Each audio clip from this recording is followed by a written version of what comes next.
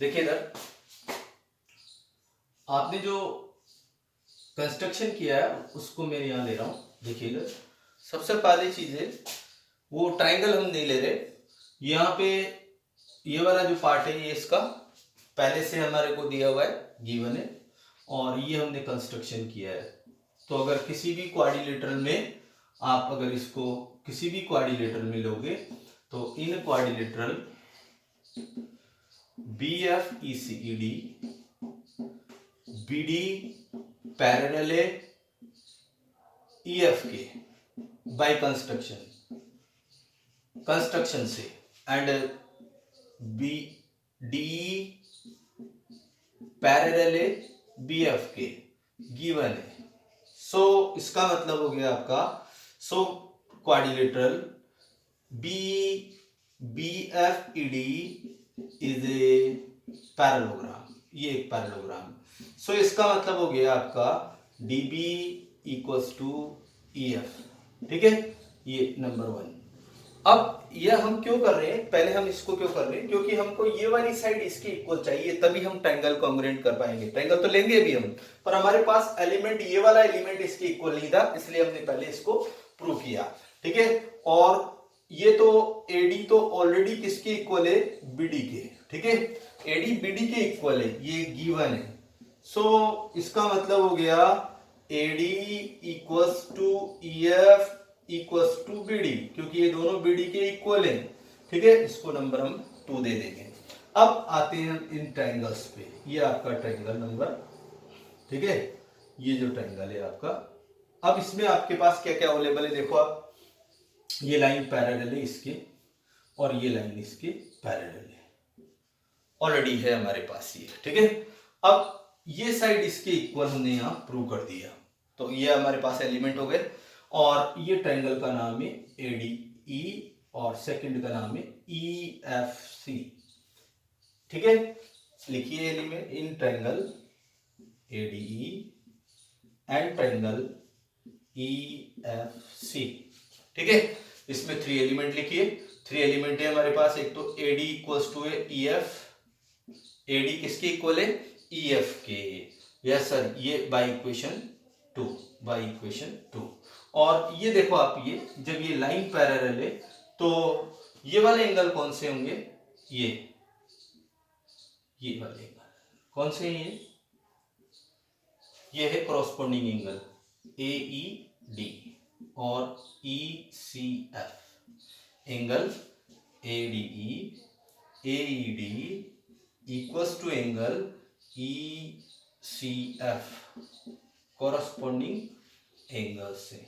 अच्छा, ये वाले कौन से एंगल है, जब ये लाइन पैरेलल है तो ये वाले कौन से एंगल है, देखिए ये कौन से एंगल है, ये एंगल कौन से हैं आपके, ये भी कॉरस्पॉन्डिंग एंगल है। नाम क्या है इनका, डी ए ई और सी ई एफ।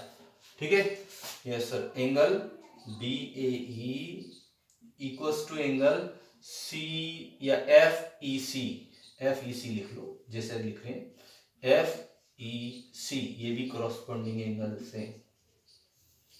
सो इसका मतलब हो गया आपका, ट्रायंगल एडी कॉन्ग्रुएंट हो गए ट्रायंगल ईएफसी के बाय साइड एंगल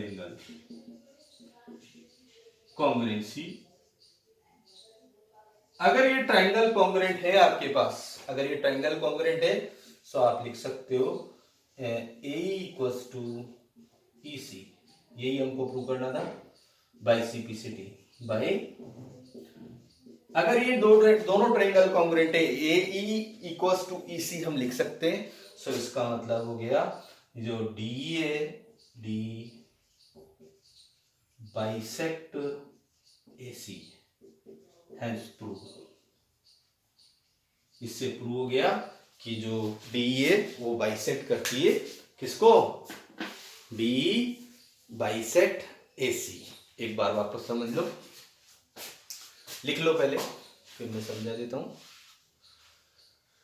क्या है CMPT, conversion of mid point theorem क्या है, किसी भी ट्रायंगल में उसकी एक साइड के मिड पॉइंट से लिख लीजिए पहले आप, फिर बताते हैं।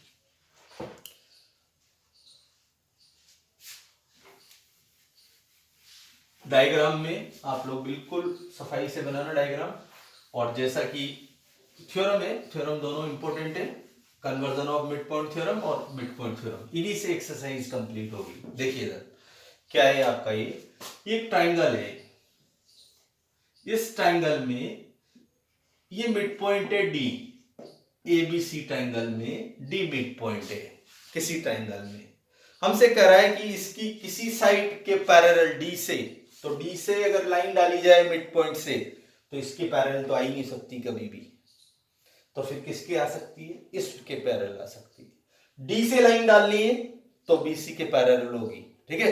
बीसी के मिड पॉइंट से डालनी है तो इसके पैरेलल होगी, इसके मिड पॉइंट से डालनी है तो फिर इसके पैरेलल होगी, ध्यान, ए बी के पैरेलल होगी। तो ध्यान रखना, ए बी का मिड पॉइंट है तो बीसी के पैरेलल लाइन डालेंगे, तो ये बीसी के पैरेलल लाइन डाल दी, ठीक है। अब बीसी के पैरेलल लाइन आपने डाल ली, तो हमसे कह रहा है कि ये जो लाइन है ना, ये डी, ये थर्ड साइड ट्रायंगल की जो रिमेनिंग है, मतलब एसी को बाइसेक्ट करती है, प्रूव कीजिए। तो इसको प्रूव करने के लिए हमने कंस्ट्रक्शन किया, यहां से हमने इसको एक पैरेलल लाइन डाल दी, ठीक है।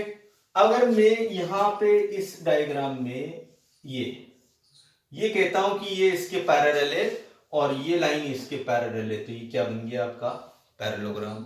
अगर ये पैरेललोग्राम बन गया आपका, अगर ये पैरेललोग्राम है तो फिर ये साइड इसके में लिख सकता हूं, नहीं लिख सकता, लिख सकते हैं। अगर ये साइड इसके इक्वल है तो डी तो मिड पॉइंट है इसका, तो इसका मतलब एडी, डीबी और ईएफ, ये तीनों आपके इक्वल हो जाएंगे, ठीक है। और तीनों इक्वल होने से हमको ये वाली साइड इसके इक्वल मिल जाएगी। अगर ये वाली साइड हमको इसके इक्वल मिलती है तो यहां देखिए जरा, ये साइड इसके इक्वल है।